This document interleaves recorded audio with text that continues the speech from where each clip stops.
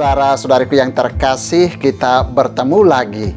Kembali Anda berjumpa dengan saya, Pastor Igo Walerubun MEC, dalam Kisah Para Orang Kudus Setiap Hari. Hari ini tanggal 20 Mei, kita memperingati dua orang kudus di dalam gereja kita, yakni Santo Bernardinus dari Siena, pengaku iman, dan Santo Ivo, uskup. Orang kudus yang pertama, Santo Bernardinus dari Siena, pengaku iman. Di luar dugaan, kesalehan hidup Bernardinus dari Siena telah dikenal oleh Santo Vincentius Ferreri. Gelar kudus yang diberikan gereja kepada Bernardinus telah dikatakan secara jelas oleh Vincentius Ferreri dalam khotbahnya di Siena. Dalam khotbahnya di Siena, Vincentius Ferreri secara tiba-tiba mengatakan kepada para pendengarnya, "Saudara-saudara, di antara kalian yang sekarang hadir di sini, terdapat seorang saudara kita yang nanti akan menjadi pengkhotbah besar dan akan dihormati gereja sebagai orang kudus. Dialah Bernardinus yang ada di antara kalian." Bernardinus lahir di Massa, Siena, Italia pada tanggal 8 September tahun 1380. Sejak kecil ia sudah hidup sebagai anak yatim. Ia dibesarkan oleh tantanya. Keluarganya tergolong keluarga berada. Akan tetapi cita-cita luhur yang berkobar dalam dirinya untuk mengabdikan diri kepada Tuhan membuat dia tidak menaruh harapan pada kekayaan itu.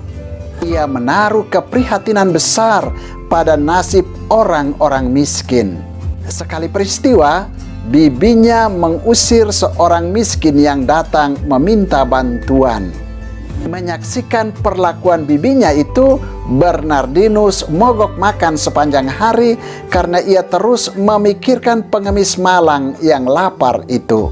Bernardinus kemudian belajar hukum gereja dan hukum negara. Setelah menyelesaikan studinya pada tahun 1397, ia masuk persekutuan Bunda Maria yang berpusat di rumah sakit terkenal Santa Maria della Scala di Siena. 3 tahun kemudian, ketika Bernardinus menjabat sebagai direktur rumah sakit itu, wabah epidemi melanda kota Siena. Ia tanpa lelah berusaha menyelamatkan jiwa orang-orang yang terserang epidemi itu.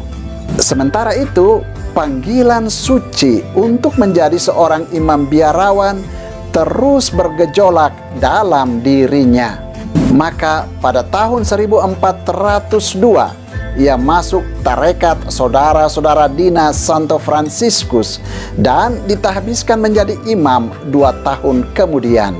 Setelah menjadi imam, dikatakan bahwa selama 12 tahun ia tidak menampakkan diri di depan umum. Kemungkinan ia memanfaatkan tahun-tahun itu untuk bertapa dalam kesunyian di Capriola, Italia.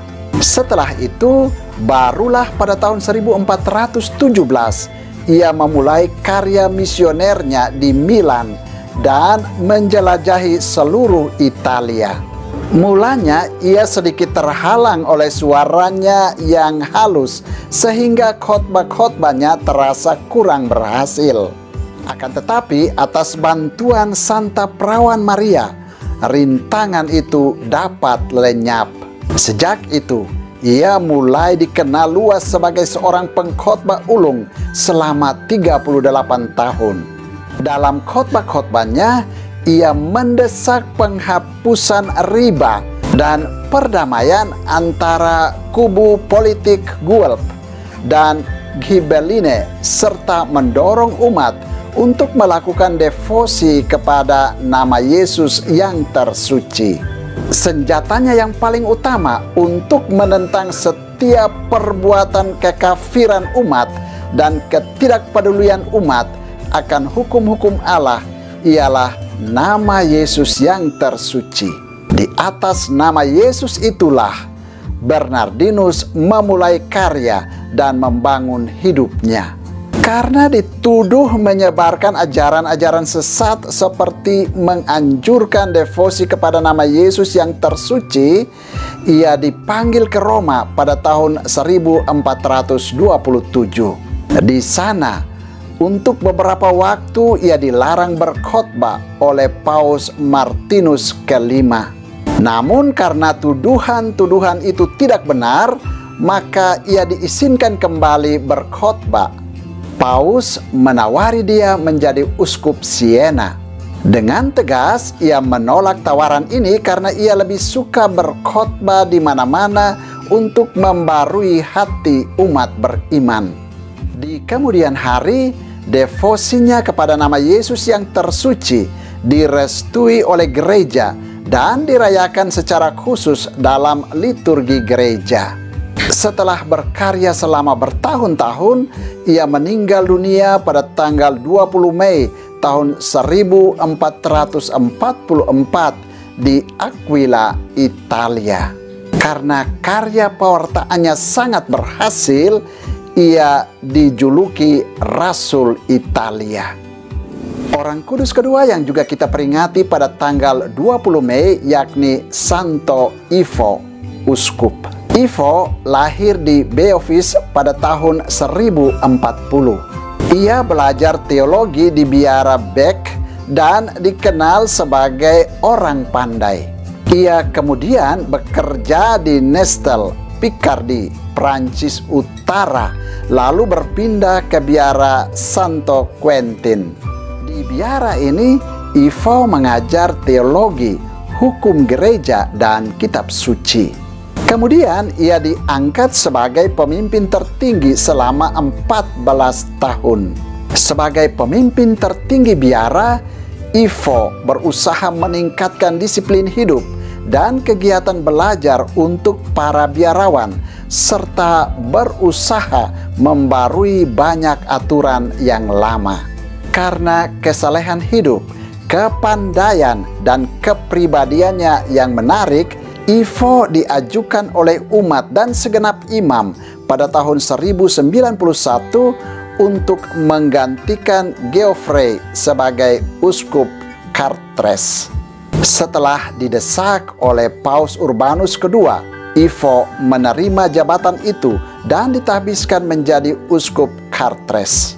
Dalam kepemimpinannya sebagai uskup Chartres, Ivo dengan tegas menentang Raja Philip pertama yang menceraikan istrinya Bertha dan mengawini Bertrada, istri Fulk, seorang hakim dari Anjou.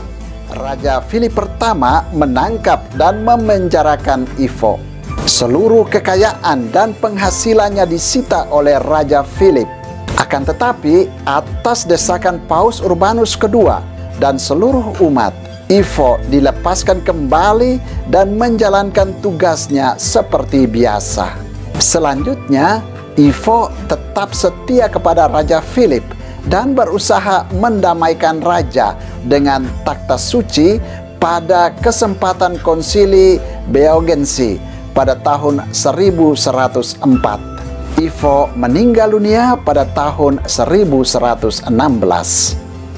Saudara, demikianlah kedua orang kudus yang kita peringati pada tanggal 20 Mei, yakni Santo Bernardinus dari Siena, pengaku iman, dan Santo Ivo, uskup. Santo Bernardinus dari Siena dan Santo Ivo, doakanlah kami. Tuhan memberkati.